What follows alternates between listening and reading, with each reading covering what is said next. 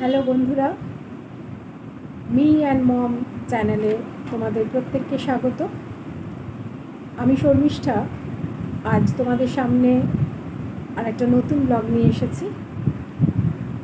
আমাদের মায়েদের বাচ্চাদেরকে নিয়ে একটা প্রধান সমস্যা থাকে, সে মেবি স্পেশাল চাইল্ড বা নর্মাল চাইল্ড। একটা অন্যতম সমস্যা হলো যে সে খেতে চায় না। ছোটোবেলা থেকেই ম্যাক্সিমাম বাচ্চা, আমি সবার ক্ষেত্রে বলবো না, ম্যাক্সিমাম বাচ্চাই তারা কিছুতেই খেতে চায় না। তাদেরকে খাওয়াতে 1 ঘন্টা 2 ঘন্টা লেগে যাচ্ছে, একটা খাওয়াতে না খাওয়াতেই আবার আরেকটা খাওয়ানোর সময় হয়ে যাচ্ছে। এই সমস্ত ফেজ আমরা প্রত্যেকেই পার করে এসেছি করছি।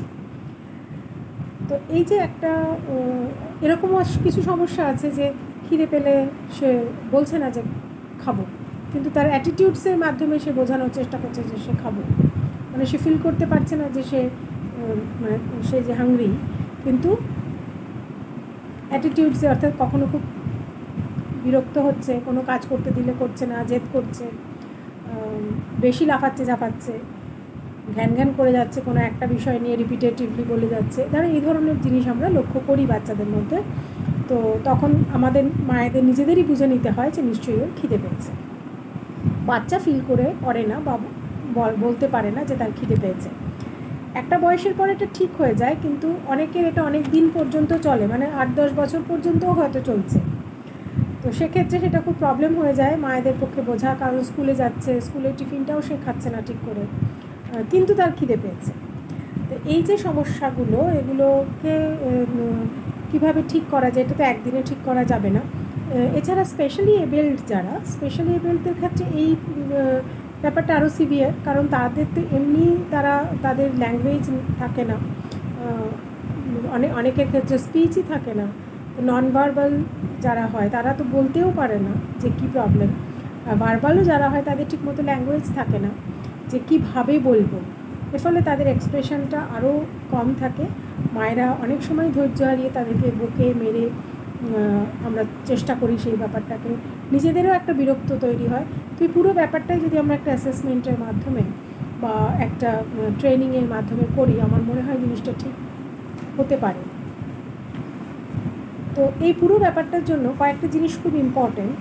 ফার্স্ট অফ অল, মানে মায়েদের জন্য, এই ধরনের মায়েদের প্রতি এটা আমার একটা মেসেজ বলতে পারেন, কারণ আমি আমার ছেলেকে দিয়ে এটা ভীষণভাবে বুঝেছি যে আমার ছেলেকে ছোটোবেলায় খাওয়ালে সে গালের মধ্যে নিয়ে টবলি করে বসে থাকতো, মানে গাল দুটোকে ফুলে আমি দিয়ে যেতাম এবং সে গালটা ফুলতো মুখের মধ্যে নিয়ে বসে থাকতো। এই গাল থেকে এরকম করে প্রেস করতাম, তো সেটা এই গালে পুশ করতাম, আর এখান থেকে প্রেস করতাম, ওদিকে পুশ করতে হচ্ছে। গিলতে হবে সেটুকুনি সেই পারতো না, একদম ছোটো বয়সে। একটু যখন বড় হলো সে খাবে না, কিন্তু তার খিদে পেয়েছে, মানে সে প্রচণ্ড চিৎকার করছে, খেতে দিলে মুখ সরিয়ে নিচ্ছে, কিন্তু সে খাবে না, তার খিদে পেয়েছে। আস্তে আস্তে যখন একটু বাইরের ফুডসগুলো এলো, অর্থাৎ চিপস বা আইসক্রিম, এগুলোর মধ্যেও একটা মজা পেলো, এবং ওর যে ভাই বোনরা আমাদের বছরে গ্যাদারিং হয়, তাদের মাঝখানে দেখলো যে দাদারা খাচ্ছে বা দিদিরা খাচ্ছে, ওরমভাবে খাচ্ছে এবং ওরা মজা করে খাচ্ছে। আস্তে আস্তে নিজেকে কিন্তু পরিবর্তন হলো, এবং আমি যেটা করেছিলাম, আমি আর খাওয়ার দিকে কোনো অ্যাটেনশন দিইনি। তুই খেলে খা, না হলে খাস না বাবা। তাতে ওর ওয়েট রিডিউস করেছিল হঠাৎ করে মাঝে, কিন্তু যাই হোক, তারপরে কিন্তু ব্যাপারটা আস্তে আস্তে ম্যানেজ হয়ে যায়। ও যখন ধরুন ও মানে ক্লাস 2-3-তে পারে, মানে ধরুন ওই 10 বছর বয়সে, 8-10 বছর বয়স থেকে কিন্তু ওকে আর খাওয়া নিয়ে আমাকে অ্যাজ সাচ সেটা টাচউড যে করতে হয় না এখন, তো নিজেরটা নিজে বলতে পারে তখন থেকে। তো যেটা করা দরকার আমার মনে হয়, মানে ইম্পর্টেন্সটা কমানো দরকার এই ধরনের বাচ্চাদের ক্ষেত্রে। ওরা তো নিজেরা বুঝতে পারে যে কী করলে তাকে ইম্পর্টেন্স দেওয়া হয়, এবং ইম্পর্টেন্সটা কমানো দরকার। যে খাবে তো নিশ্চয়ই একটা টাইমে তাকে খেতে দিতে হবে, সে খাবে। যদি না খায় তো তাকে খাবারটা ওখানে ঢাকা দিয়ে রেখে দিন এবং দেখুন ও নিজে থেকে এসে খায় কিনা। তো তার মধ্যে তো তাগিদটা তৈরি হবে। আর খাওয়া নিয়ে জোর করাটা থেকে একটু সরে আসুন, আর খাওয়ার ফটো দেখান, অর্থাৎ খাবারটাকে তো আগে চিনতে হবে। মানে আমরা টিভিতে বা মোবাইলে যেটাতে, অথবা বইয়ের মধ্যে বা ছবি এঁকে মানে তার আপেল খেতে ইচ্ছে করছে, তো আপেলের ছবিটা আগে ড্র করুন, বলুন এটা আপেল। আপনি বলবেন না যে তুমি এটা খাবে, ওকে বলতে দিন যে আমি এটা খাবো বা এটার কালার কী। তাহলে কী হবে, আপনার কিন্তু কাজও হবে, অর্থাৎ একটা আপেল সম্বন্ধে ধারণাটা এলো যে সেটা তার শেপ, সাইজ, কালার, কী কাজে লাগে, তার টেস্ট, সব কিছু, এবং সেটা খাওয়ার একটা তাগিদ। এবং তার বাচ্চাকে ওই ছবি দেখিয়ে দেখিয়ে আইডিয়া দিন কোনটা জাঙ্ক ফুড আর কোনটা আমাদের প্রপার ফুড, কোনটা আমাদের নেওয়া উচিত, কোনটা আমাদের কম নেওয়া উচিত। এগুলো বলতে বলতে খাওয়ার সংক্রান্ত একটা গল্প করুন, কিন্তু কখনো বলবেন না তুমি খেয়ে খাও, তাহলেই তো তাকে ইম্পর্টেন্স দেওয়া হয়। এছাড়া ফ্ল্যাশ কার্ড যে পাওয়া যায়, যে বিভিন্ন রকমের স্টোরি দেওয়া, স্টোরি কার্ড যেগুলো বলে, ধরুন একটা স্টোরির একটা কার্ডের মধ্যে এরকম দেওয়া আছে যে একটা বাচ্চা তার মাকে, মানে মা তার বাচ্চাকে খাওয়াচ্ছে, সে খাবে না বলছে, এর ফলে সে আস্তে আস্তে তার শরীর খারাপ হচ্ছে, বাচ্চাটা সে শুয়ে পড়ছে, এরকম স্টোরি পাওয়া যায়। তো সে শুয়ে পড়ছে, তাকে ছবি দেখানি, দেখো তার ছবিতে দেখো মা বাচ্চাটা কেরকম শরীর খারাপ হয়ে গেল, মায়ের কথা শোনেনি, খায়নি, কিন্তু তারপরে তাকে একটা খাবার দেওয়া হলো, যেই তাকে খাবার দেওয়া হলো সে আবার সুস্থ হয়ে উঠল। হয়তো আপনাদের মনে হতে পারে যে বাচ্চাটা কি স্টোরিটা সবটা বুঝলো, কিন্তু বুঝুক বা না বুঝুক, এই ব্যাপারটা ওর মধ্যে কিন্তু গ্রো করলো, সে দেখলো ছবিটা, এবং ওই ছবিটা দিয়ে ওই গল্পটা আপনি প্রতিদিন বলুন, একই গল্প বলুন। এইসব স্পেশাল চাইল্ডরা রিপিটেটিভ বিহেভিয়ারে খুব অভ্যস্ত, তো আপনি বারবার করে সেটা বলুন যেটা প্রত্যেক দিন করছেন, এবং একই রকমের ফটো দেখান এবং শেখান যে সেটাকে কি বলে, সেই ফুডটার কি নাম। এইভাবে ফ্ল্যাশ কার্ড দিয়ে আপনারা একটা স্টোরির মাধ্যমে প্রত্যেক দিন স্টোরি বলতে বলতে ওকে অভ্যস্ত করতে পারেন যে খাওয়াটা জরুরি, কিন্তু আপনি খেতে বলবেন না, ওকে টাইম টু টাইম খাবারটা দিন, যেটুকু খাওয়ান, যেটুকুনি খাবে না সেটুকুনি রেখে দিন, ওর সামনে রেখে দিন, এবং চেষ্টা করুন ফ্যামিলির বাকিদেরকেও এর মধ্যে ইনভলভ করতে, দাদু, ঠাকুমা, কাকা, পিসি যারাই আছেন বাড়িতে, মাসি ইত্যাদি, তারাও এটার মধ্যে আসুক, তাদের সাথে খেতে বসান। আর ঘুরে ঘুরে খাওয়ানোটা উচিত নয়, বিভিন্ন জায়গায় ঘুরে ঘুরে বাচ্চা ঘুরছে, তার পেছনে পেছনে খাওয়াচ্ছেন, তাই এটা কিন্তু ঠিক প্রসেস নয়। টেবিলে বসান বা একসাথে মাটিতে বসান, যেখানে সবাই খেতে বসে, সবার সাথে খেতে বসান, দেখবেন আজকে না হোক কালকে সে কিন্তু শিখবেই তাদের মতো করে খেতে খাওয়া। তো তাহলে নিজেকে বড় বলে মনে করবে। বাচ্চারা নিজেরা খুব বড় হতে চায়, তো ওর মধ্যে একটা ইচ্ছা থাকে যে আমি বড় হব, আমি ওরমভাবে খাচ্ছি মানে আমি বড়।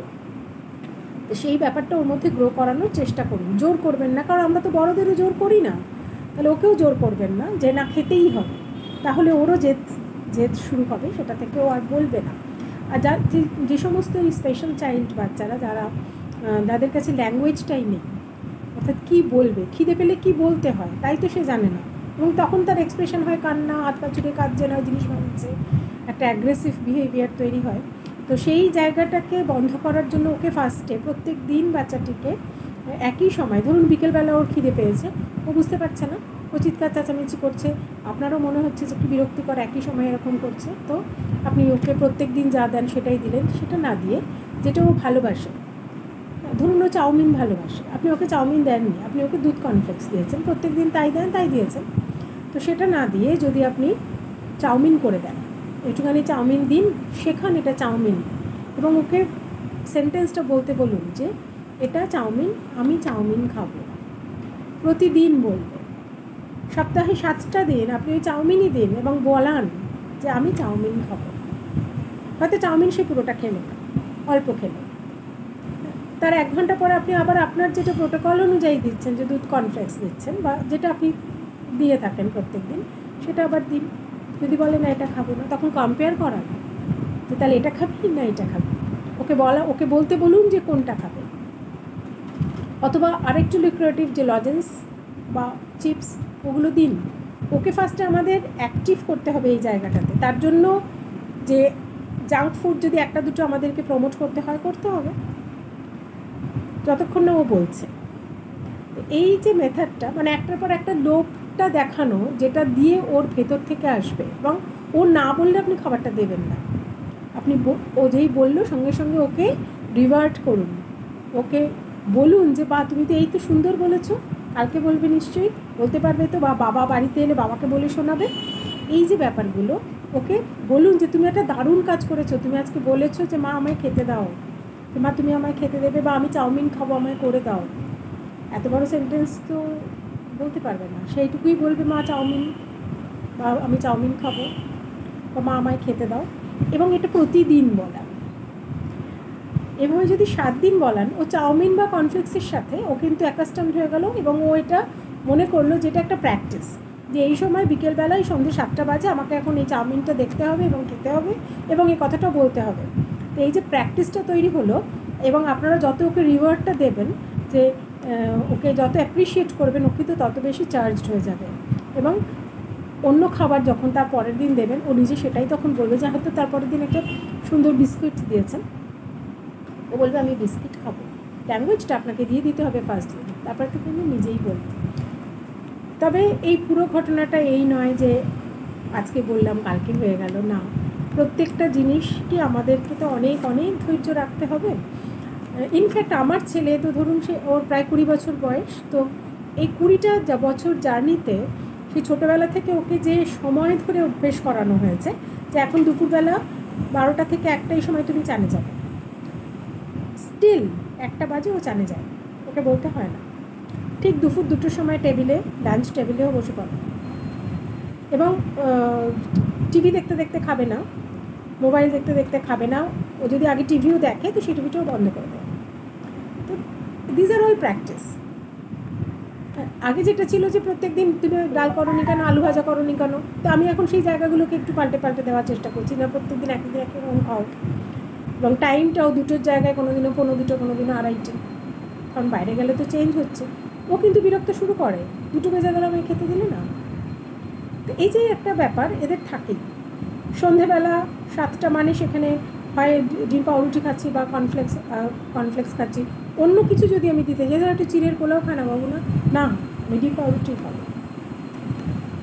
রিপিটেটিভ ওয়ার্কটা দিয়েই ওদের জীবন, ওদের আমরা যখন কাজেও কোনো ইনভলভ করবো, তার রিপিটেটিভ ওয়ার্কটাই ওদের জীবন, এবং সেটা দিয়েই ওরা অ্যাপ্রিসিয়েশন খোঁজে।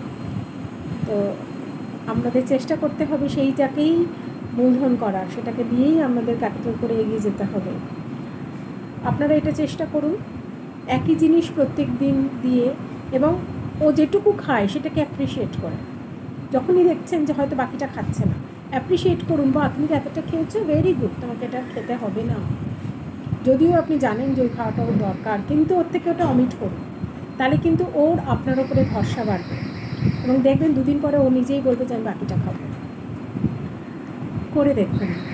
আমি আমার নিজস্ব এক্সপিরিয়েন্স দিয়ে বলছি, এটা কোনো ডক্টরস প্রেসক্রিপশন নয়, কোনো ডক্টরস অ্যাডভাইস নয়, এটা সম্পূর্ণ তো একজন মায়ের কথা। তো আমি অ্যাজ এ ঋদ্ধিতস মম এটা আমার প্র্যাকটিক্যাল এক্সপিরিয়েন্স শেয়ার করলাম আপনাদের সাথে। আরও কোনো বিষয়ে যদি শেয়ার করতে হয় অবশ্যই আমাকে মেসেজ করবেন, কমেন্টসে জানাবেন, আর সাবস্ক্রাইব করে আমার পাশে থাকবেন যারা আমার চ্যানেলে নতুন। প্রত্যেকে ভালো থাকুন, সুস্থ থাকুন, ধন্যবাদ।